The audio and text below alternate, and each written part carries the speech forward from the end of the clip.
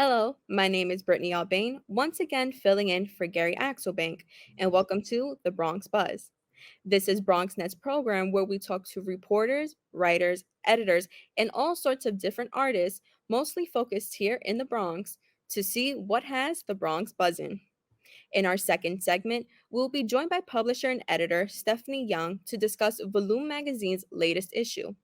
To start off the show, we take a look at some of the investigative work done by CUNY Lehman's investigative team on the fight to clean up toxic brownfields here in the Bronx. Joining us to discuss the article written about this is Professor Eileen Markey and student journalist Aminata Gueye and Ryan Pulido. Hi, guys, welcome. Hello. Thank you Hi, for having us. thanks for having us. Thanks for joining us. So, to start off, Professor Markey, in August of 2022, you conducted research with the Lehman College journalism students on the prevalence of toxic brownfield sites in the Bronx. Why did you decide to do this research with the students? Well, this seems like a really important issue and, frankly, a great way to teach journalism. I try to every semester have as much hands on journalism work in my classes as possible. They're all really practical classes. And in this particular class, this reporting two class, I always build it around an investigative project. So the students really learn how to be the deep digging, serious investigative reporters that absolutely we need in the country. And really the only way, or I think the best way to learn that is by doing it. So in that class, students read investigative journalism. We kind of learn about best practices from other working journalists, but then we're always working on a big project ourselves. And so this particular project, looking at the prevalence of contamination in neighborhoods in the Bronx, I thought would, first of all, it has like incredible important social value, but also in terms of me as a teacher, it was a way to show students, okay, here's how you work with public information. Here's how we'll use these different modalities that reporters need to be able to use.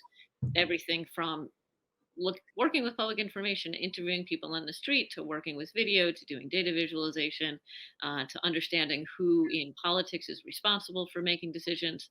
It was an investigation that I knew had the resources necessary for the students to learn what I want them to learn in the class.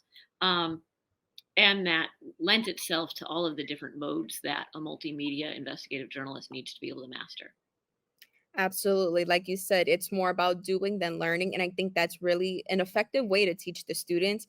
And not only are they doing journalism, but then they're also learning about, the area that they're in, which of course just, broadens their knowledge and overall makes them better journalists. So if you can you elaborate a little bit on what you found in this research study? Yeah, well, maybe Ryan or Aminata can tell us what Mhm. they find. You can go. So in this investigation, my classmates and I, we went through the DEC, the Department of Environmental Conservation's website, and there's various public records there that detail the different toxic chemicals found in more than 50 sites throughout not only the Bronx, but all five boroughs of New York. Um, and we found the different responsible parties for the sites. We looked into the site health assessment made by the DEC and various experts as well. And we moved on to organizing that data. Ryan, can you tell me a little bit about when you saw the outcomes and you saw the data? Can you tell me a little bit about what your reaction was? Honestly, we were surprised at the amount of harmful contaminants that were hidden beneath the ground. There was a lot that was basically that we saw. There was various amounts of contaminants that were hidden beneath the ground, and the various amounts of locations that were throughout, not just the Bronx, but throughout all of New York, Manhattan, Queens, Brooklyn, Staten Island, and the Bronx. Yeah, to piggyback off of that, you mentioned that there were 53 locations in the Bronx specifically that are at risk to humans. Where are these sites located, and just how at risk are these neighborhoods?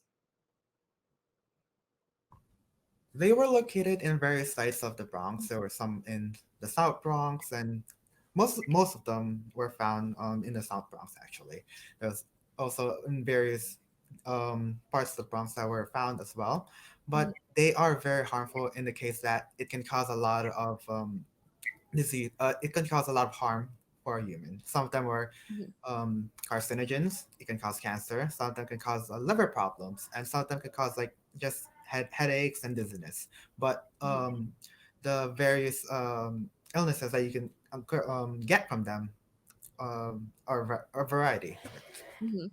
And thinking about the fact that obviously, like people's first question, right, would be like, "Is there one of these near me?" We leaned on the skills that the students had from other classes, from other journalism classes at Lehman, and made really like the heart of the project is a map, right? Is data visualization is a map. So Aminata can talk a little bit about how she decided to do that and how she, what that map shows. Yes, so as soon as we saw that there were over 50 sites, I thought it would be helpful to have data visualization because it would help people locate the sites very easily. And I knew that Data Wrapper is an interactive software to do that kind of mapping. So on Data Wrapper, we were able to put the site location, the various chemicals that were there, the the responsible party of the location and the address so people would be able to see what's going on in their neighborhood. That's amazing. And Aminata, can you just elaborate a little bit more on what you learned? What kind of skills did you garner from creating the map? Through through using the data wrapper map, I was able to synthesize information easily. I had to learn how to choose what would be the most relevant information for people to see once they go on our article and know what information they are going to be looking for. So just trying to choose the most relevant pieces of information was very important, and organizing all of our data.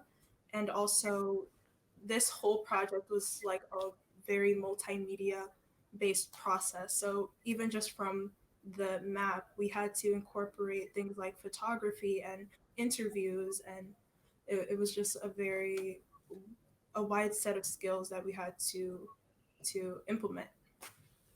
And that's awesome. And I'm sure you learned a ton, and I'm sure you're going to take that with you in your career. So, Ryan, you reported on the DEC sites. What did you learn from that experience, and how did it add to the investigation? What I learned from that experience is that journalism is a very long and tedious process. Um, you have to dig deep into it, and you have to be brave enough to actually go into the countless documents over there. Because for us, we had to siphon through 1,000 pages documents day in and day out, and we had to like make sure that the information that we are getting are accurate, and that the information that we're sending out to the public is accurate and true. Yeah. Yeah, absolutely. Now, Professor Markey, what did you take away from the students as a whole from this investigation? And can we expect to hear about more investigations in the future? Yeah, definitely. The thing that made me happiest in this semester was seeing some of the students really get that bug of investigative journalism. Where I mean, Ryan's honest when he says it's tedious, right? Like real journalism, real investigative work is hard. It's slow. It takes time. It takes perseverance and patience.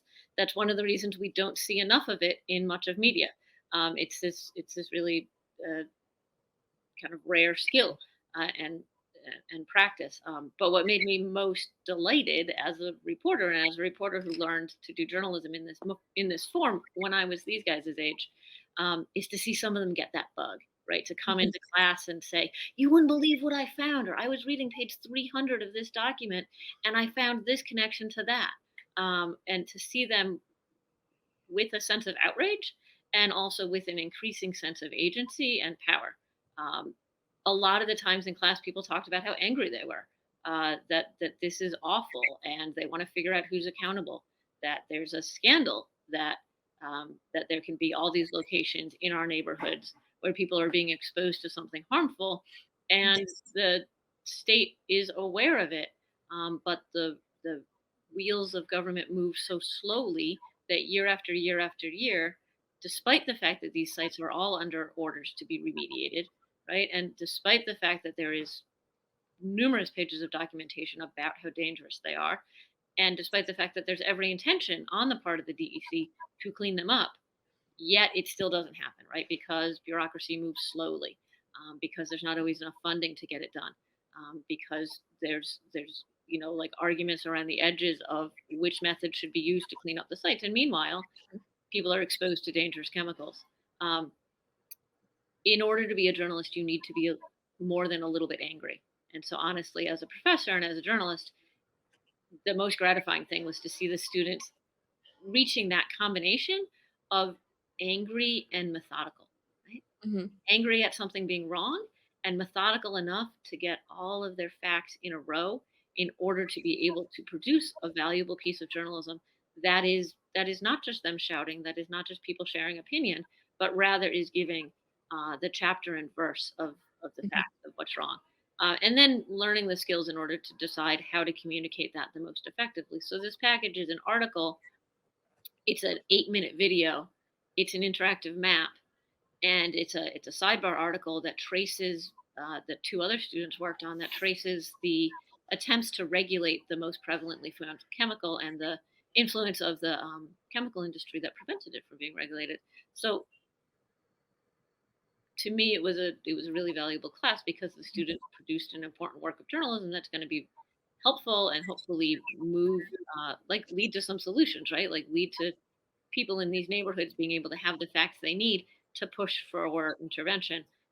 It was useful because it got some of the students got that bug of, I really want to find out what the next fact is, and I'm going to keep digging and keep pushing myself, even when you're sort of reaching to understand things you don't yet understand, right? Mhm. Journalism is this amazing confidence builder in that way. Like you can do hard things, and you can get stronger, and suddenly you're actually conversant in talking about the health impacts of petrochloride, like something you didn't know the words to before. Um, so in that way, I'm like very gratified. Yes, I will continue running my classes as workshops, 100%. Continue running this particular class as this multimedia investigative journalism project, where each semester we'll figure out another topic that needs the brilliance, the dedication, the knowledge, and the perspective and skill of Lehman College students. The thing that makes me most proud is that all of this work is done by students, the majority of whom are from the Bronx, right? Or if they're not from the Bronx, they're from other parts of New York City, um, who have tremendous expertise and skill in understanding their neighborhoods. And then what we do in my class is just learn these other ways of these other parts of skills in order to be able to tell the stories that are necessary uh, for our neighborhoods to be able to thrive. Absolutely. Professor Markey, I'd like to thank you and your student journalists, Aminata Gueye and Ryan Pullido, for sharing the findings of your investigation, truly making a difference here in the Bronx. We're going to take a short break, and when we come back, we'll be joined by Stephanie Young to discuss the latest issue of Valoo magazine. We'll be right back.